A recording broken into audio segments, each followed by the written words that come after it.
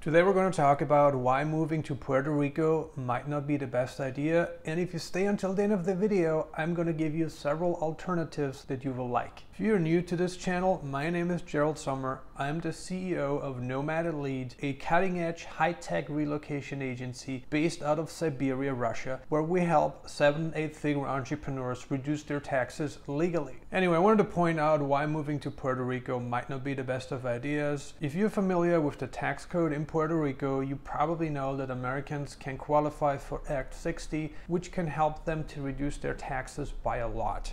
And Act 60 has become quite popular in recent years, leading to a number of issues on the island. As a matter of fact, it has gotten much more difficult to qualify for Act 60 in recent days, reducing the number of approved applications by quite a lot. Let's be honest, Puerto Ricans don't like Act 60 for a number of reasons. First of all, rich Americans are moving to the island and they're paying less in taxes than many local people are, plus the real estate market has been changing a lot in recent years, and real estate prices have been increasing and increasing and increasing, and of course most local people in any country wouldn't be happy with that kind of outcome. There's always a problem when rich people are moving to a neighborhood where there are more poorer people, middle class people, because rich people, they just bring more buying power with them, right? They have more purchasing power, and because of that it usually creates resentment, which is rarely good for the long-term picture. One of the biggest problems is of course privatizing properties, privatizing areas, privatizing this, privatizing that. I mean, this is very common. This is a very common strategy that Americans have been applying for quite some time, and it hasn't really been any different on the island of Puerto Rico. If you go to Puerto Rico in 2024, you're going to see a ton of privatized areas, but if you would have visited Puerto Rico a couple decades ago, things were actually quite different. Angry locals, angry Puerto Ricans, they even created a movement called Gringo Go Home, which has gained a lot of attraction in recent days. It isn't just about Americans going to Puerto Rico and buying up all the properties, privatizing the island, and increasing the living costs by a lot. It's also about the lack of cultural integration that we have seen by mainlanders in Puerto Rico, which leads to even a bigger dissatisfaction. It's really important that we're putting ourselves in the shoes of the locals and that we are considering how the mass influx of Americans to Puerto Rico has changed the island probably forever. While Puerto Rico is not a US state, it is a US territory located in the Caribbean Sea, and there's no doubt that Puerto Rico is a very beautiful place if you love tropical beaches, if you love humidity, if you love the climate, if you love to be around warm people, then Puerto Rico is probably a great place for you to move to.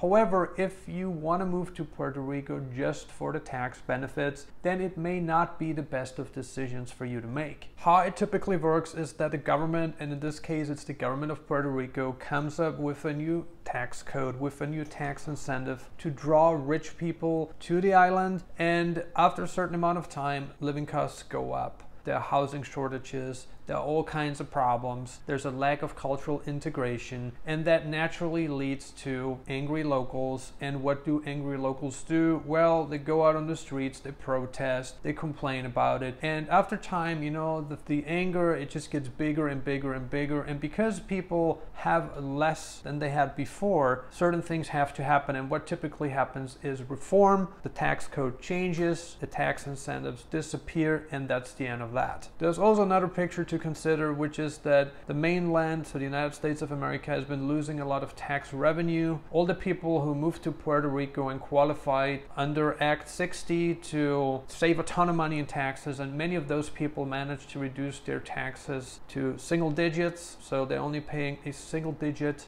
tax rate. That's not good for the mainland, that's not good for the US of A, and because of that there's now a lot of pressure coming from the mainland, coming from Washington, for Puerto Rico to pretty much make Act 60 disappear altogether. And the mainland has good reasons to want that type of change. To be fair, it must be said that there are plenty of other places Americans can move to reduce their taxes legally, to reduce their taxes by a lot. Puerto Rico is a valid option, and it is a US territory, so it is one of the most preferred options Americans choose. However, it is not the only option. There are plenty of Americans who qualified for Act 60, yet they didn't really live on the island of Puerto Rico, and quite a few people have been arrested in recent years. Do not cheat the IRS. Some people are saying that the only reason why Act 60 is still up is because Puerto Rico wants to become the 51st state, and until that happened, Act 60 will exist. So Puerto Rico is putting pressure on the US government, specifically on the IRS, to do something about it because they do want to become the 51st state. 2024 is a very important year, not just in America, but in so many places worldwide. This problem isn't uniquely Puerto Rican. I mean, this problem exists so much in Puerto Rico for the reasons that I pointed out before.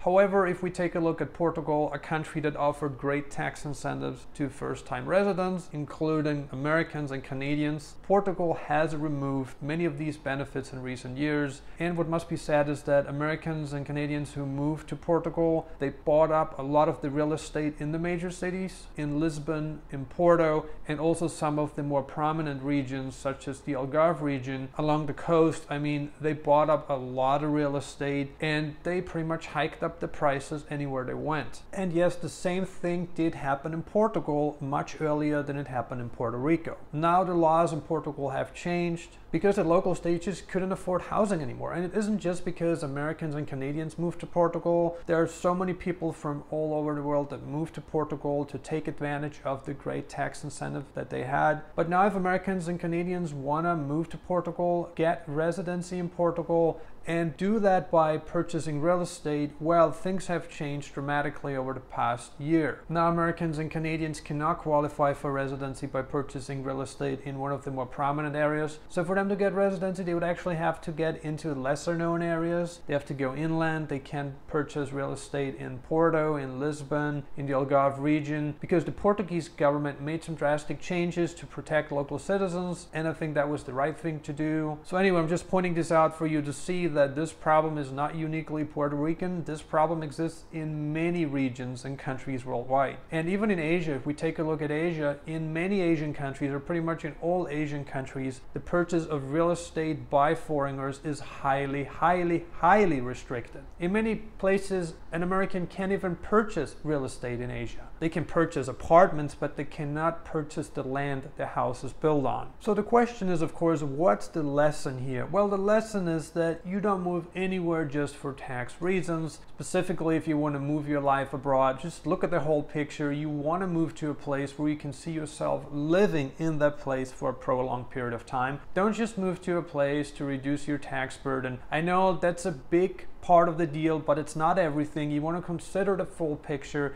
and you want to think for the long term. What's the longevity like in that place? And policies change all the time, right? Residency by investment policies change all the time. Whatever you see offered today may not be offered a year later. All right, I wanted to throw in a couple of alternatives here for you to choose from. The most popular alternative that Americans choose is to get residency in Mexico because the barrier of entry is actually quite soft. It's very easy to get residency in Mexico. You can qualify by proving either income or savings. So these are the more popular options Americans choose to get residency in Mexico. But you can also get residency in Mexico by marrying a Mexican citizen. That's another option. You can do it by investment. You can do it by claiming asylum. I'm not suggesting for you to go to Mexico and claim asylum. I'm not saying that, but you have multiple options on the table to choose from. But like I said, the most popular option is probably getting Mexican residency by economic solvency, by proving economic solvency. And after having lived in Mexico for 5 years, you can get citizenship. You can get Mexican citizenship, and the Mexican passport is actually a pretty powerful one. You can get into most of Latin America without a visa. You can get into the European Union without a visa. I know that they now require you to do the e-visa, you know, just to get the electronic confirmation before traveling to Europe. But you can get pretty much into most countries with a Mexican passport. Like I said, most Latin countries, most European countries, and you can get even into many countries in Asia visa-free. In terms of taxes, Mexico is definitely not the best of options because Mexico does not offer a territorial tax system and Mexico offers progressive tax rates. So in terms of taxes, Mexico isn't that optimized. A country that is much more optimized for taxes is Paraguay, a country located in the heart of South America. It borders Argentina, Brazil, and Bolivia, and Paraguay is home to natural resources, an abundance of natural resources. We're talking about agriculture, water, and electricity. Electricity is really cheap in Paraguay. Water's cheap, food is cheap. It's a good place, and Paraguay offers a territorial tax system which says that income generated from outside of Paraguay is not taxed in Paraguay,